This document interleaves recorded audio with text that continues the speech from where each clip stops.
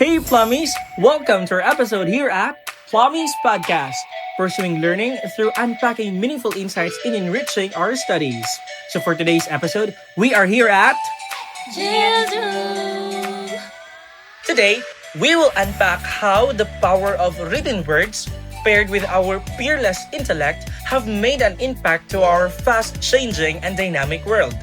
We will unpack today how our academic formations, specifically how we learn academic writings, have made an impact or shaped our view, our understanding, and our discovery of the world today. So, this is Jeian. Nicole. Trisha here. Trixie. And Sai. So, let's begin! English for Academic Purposes, or EAP, is the utilization of English for schools, research, and anything formal like essays, reports, and presentations. So like no LOL or BTW? Exactly. It is more formal, organized, and focused on facts, not just opinions. So, no, I think either. You still can, but you should say it smarter, like using the phrase "the evidence suggests." So talk smart, cite sources, no kinda? Yup, it's not about saying it fancily, but it's about being clear and supporting your points with evidence. But why can't we just write like how we talk? As Bailey in 2018 says, it helps you present and argue points effectively. Academic writing shows you are serious and helps you explain your points, ideas clearly and logically. And this helps in writing research paper, right? For sure, especially when you are writing for journals, which brings us to that. So how do you even start or make a research article or a research journal?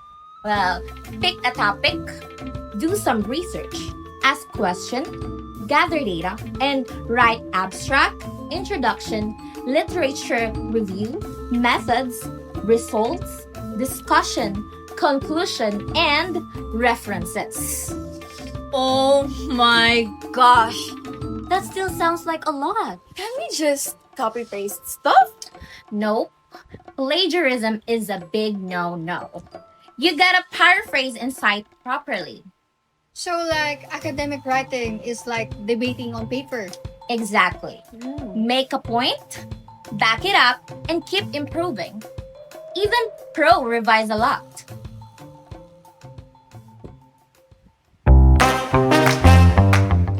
So what is IMRAD? Okay, IMRAD stands for Introduction, Methodology, Results, and Discussion. Basically, the skeleton of a research paper. Yup, if you don't have this in your paper, it's like cooking with no recipe. You'll end up with academic soup. The introduction is where you ask the big question, right? Like, why am I researching if cats really rule the internet? Exactly. It sets the stage. We define the problem, give background, and say what you're trying to prove. And now let's talk about methodology, which is the M. Now, methodology is how you did your research. Through surveys, interviews, experiments, stalking people on Facebook. Wait, what? Kidding. But seriously, methodology is how you collect your data.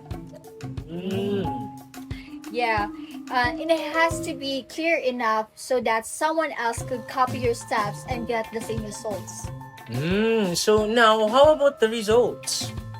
The results section is where you show what happened, like charts, tables, even surprise. No, nothing worked.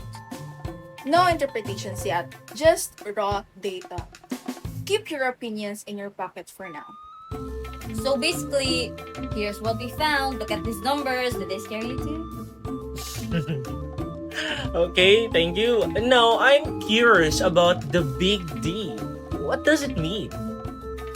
It is the discussion. Oh. This is where you spill the academic tea. Trisha's favorite. Yeah. You connect the dots, like, why do these results matter? What do they mean? And did your hypothesis survive or flop? Also, where you could talk about what you could have done better. Be honest. The world now is full of noise. As people become more vocal in voicing out their opinions and stands on a particular social, personal, political, or even a national issues. True. And the social media becomes a common platform for them where they publicize their sentiments. Yeah, just like for example what had happened last national midterm elections, many netizens exposed, scrutinized, criticized, and bashed candidates and parties who run in positions. It almost felt like there was a never-ending war in the virtual world. Yeah, but did you all know that there's an academic and professional way in imposing your arguments or opinions? No?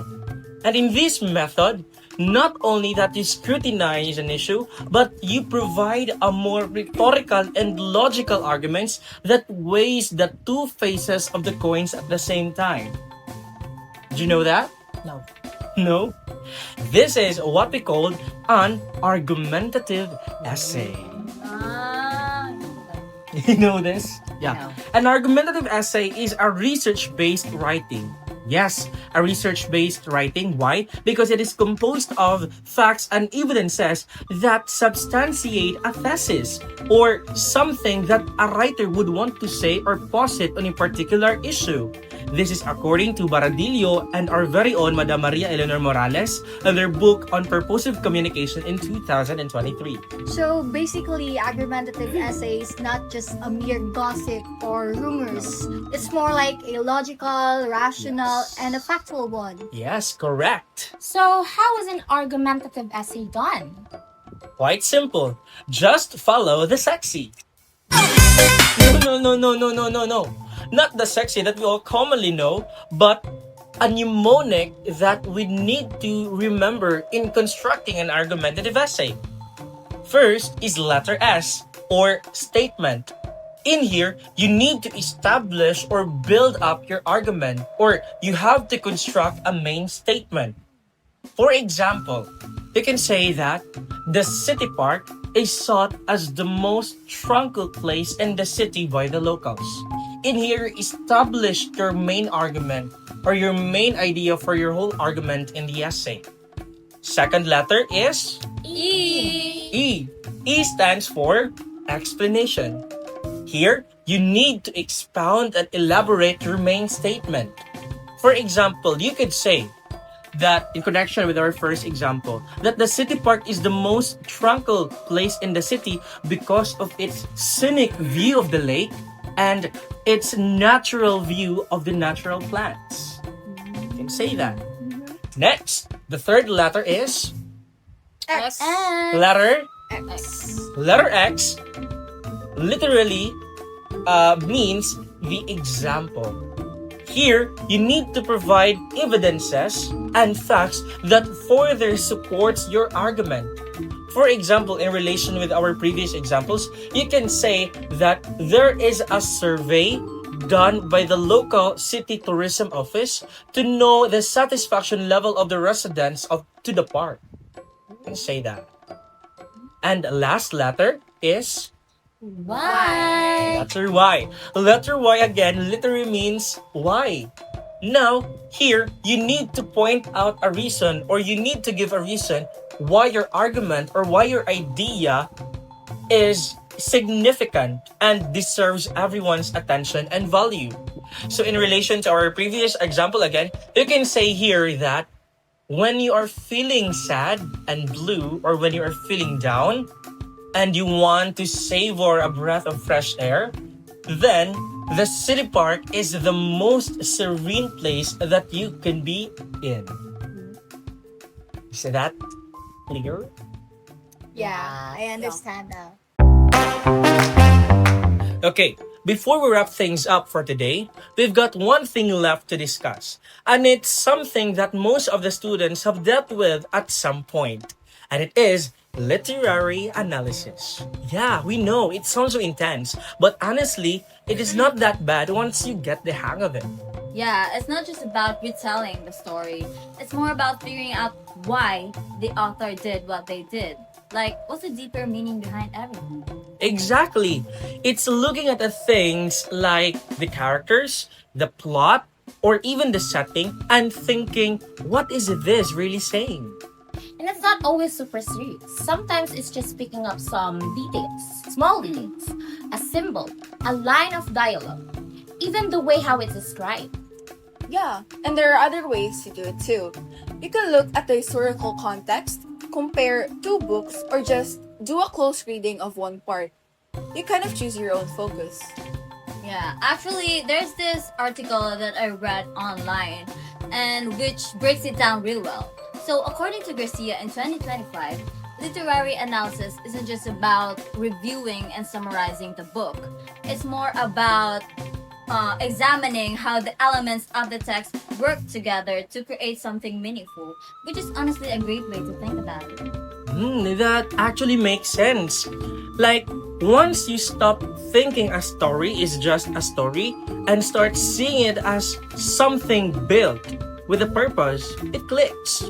And then you find something that stands out to you, make a point about it, and back that point up with the evidence with the text. Oh no, from the text. Yeah, having a quick outline before you write helps you too. It helps your thoughts organize. And yeah, don't panic if your first draft isn't perfect. Just start writing and clean it up later.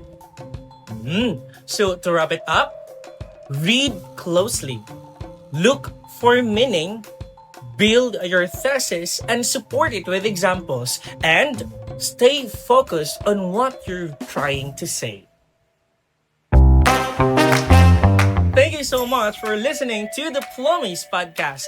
We hope that you're one step closer into mastering the English for academic purposes. Make sure to follow us for more tips on writing, research, and analysis. From journal articles to essays to literature, We've got you covered every step of the way. Until next time, keep learning, keep writing, and stay plummy!